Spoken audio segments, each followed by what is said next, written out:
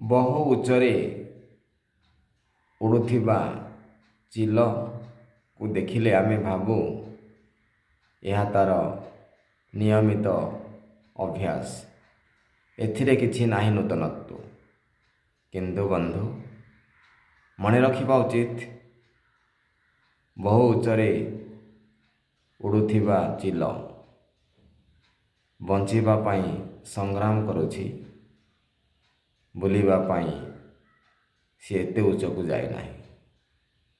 ଏତେ ଉଚ୍ଚରେ ଥାଇ ବଞ୍ଚିବାର ପ୍ରକ୍ରିୟାକୁ ସାକାର କରିଥାଏ ଚିଲ। ତେଣୁ ଆମେ ଚିଲ ପାଖରୁ ଏହା ଶିଖିବା, ବୁଲିବା କିନ୍ତୁ ଲକ୍ଷ୍ୟ ଠାରୁ ଦୂରେଇ ଯିବା ନାହିଁ। ଆଜିର ଏହି ମୋଟିଭେସନ୍ ଆପଣମାନଙ୍କ ପାଇଁ। ଚିଲଠାରୁ ଆମେ କିଛି ଶିକ୍ଷା କରିବା।